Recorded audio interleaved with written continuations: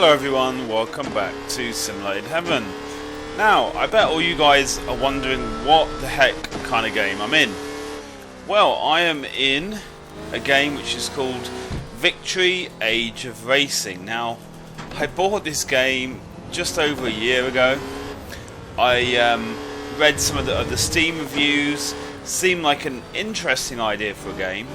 Basically, it's like a fictional setting for racing, you know, something like the world is going to end and the only thing we have left is racing. I don't remember the exact storyline, but you know what I mean. Something about in the future, you know, everyone is racing cars, whatever. But the main thing is, so it means the game is full of fictional tracks and fictional cars. So the track I'm on now is called Rock Island, and I'm in a car which looks a bit like a futuristic F1 car kind of. And yeah, I bought this game just over a year ago on Steam for not that much. Seemed like an interesting idea. I wanted to try it out, and I kind of thought that I wanted to do a short video just to talk about it. So in case any of you guys see this on Steam, because it's the kind of thing that if you're into sim racing or racing in general, like racing games, oh my goodness, racing games in general, this might be something that you see and wonder about. So basically, to cut a long story short, if you see this game on Steam and you think that you want to buy it now, I would say no. I would say it's not worth you buying now. That's for you to cut the story very short. To explain why, I mean, first of all, I would say that if you're the kind of guy that is really into sim racing and you don't like arcade racing, this is not the game for you, because there is not really any kind of like tyre model. The handling is kind of relatively realistic, but feels more like an arcade game. I wouldn't even say it's sim arcade really. It feels very arcadey, and there's no real realism in the handling. And of course, maybe they would argue, because it's a fictional setting in the future, that cars have got this crazy handling ability, blah blah blah. Maybe that's how they would get around it. But if you are not into arcade driving games, I would say this game, first of all, would not be for you anyway. You know, you really don't feel the tyres on the varying surfaces. You know, you don't feel that you are really connected to the surface through the tyres. Oh, I'm going to do that again, look. And there's some weird thing where, first of all, when you set up, I mean, this might be only with my steering wheel. I've got a Thrustmaster T500 RS, and first of all, when I used their thing to calibrate my wheel, the wheels of rotation seem really unresponsive. Like, it takes a lot for you to actually turn the vehicle, so I had to like pretty much half the wheels of rotation so that the car feels quite responsive. And even after that, you can see it just feels very unresponsive. On a tight corner, you just feel it's very unresponsive. The car slides, or the car doesn't want to turn in, or, you know, or something. And I've had this on a few, you know, on all the cars I've tried in this game. It just, I don't know, it feels kind of weird. It might be something you get used to, but yeah.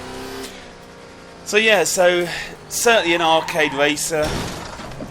And there is force feedback. I am feeling force feedback when I'm driving around here. I do feel force feedback, but it's that kind of force feedback where it just kind of gives you a strong feeling in the wheel. I mean, it does kind of change slightly as you go over different surfaces and stuff. But in general, the force feedback just kind of feels like that very heavy pulling feeling, generic kind of pulling feeling on your steering wheel, which doesn't really make you feel like the force feedback is that realistic as well. But it is there, you know, and like I said, the handling is you know, vaguely realistic, but yeah, this is certainly a game which is more for arcade users. Now, the other reason why you should not buy this game right now is it's a primarily online game. Most of the content, from what I can tell, is for online, and I am literally the only person online right now. You know, there's only me online, so that kind of negates a lot of the use of playing the game right now. There is some offline stuff, like right now I'm doing like hot lapping, but really there's not a lot outside of the online, as far as I can tell. So that would be another reason why I'd say don't buy the game yet. So yeah, not overly impressed. I mean, like I said, I bought the game just over a year ago. I have tried it a few times since then, just to see if it's been updated. I do sometimes check the Steam forums and stuff like that. But yeah, there's really not much here for me to recommend. I really was not very impressed. However, when I was looking on the forums, I've seen that they're in the process of doing a big update for the game, which I believe they call RaceCraft, and I believe they have been doing this update for quite a while. There was some kind of confusion as to whether this update was a brand new game or whether it was an update for this game, but it seems like what it is a very big update for this game, to update the graphics and update a lot of things in the game. So that would be interesting. So I am gonna keep an eye on this and see if it does actually amount to anything. I imagine we might be waiting a while, but we'll see how it goes.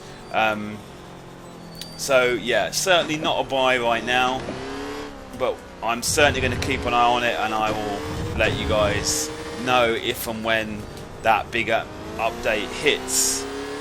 So yeah, there you go. Just a very quick video just to talk about this game, because I'm sure there's lots of people that have seen it on Steam and have wondered what it is like.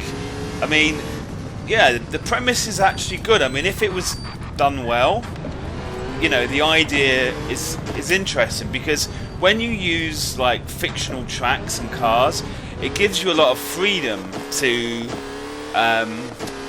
choose really, you know, like design really interesting cars and tracks. So there is certainly a potential there, but yeah, right now it certainly needs a lot of work on it. I mean, I get the impression as well that it has been around for quite a while before it got onto Steam. So then it seems like when it got onto Steam, it did not last that long, and yeah, this is kind of why they're doing quite big updates to the game. Okay guys, so thank you for watching this short video, and as always, I will see you in the next one. Bye bye.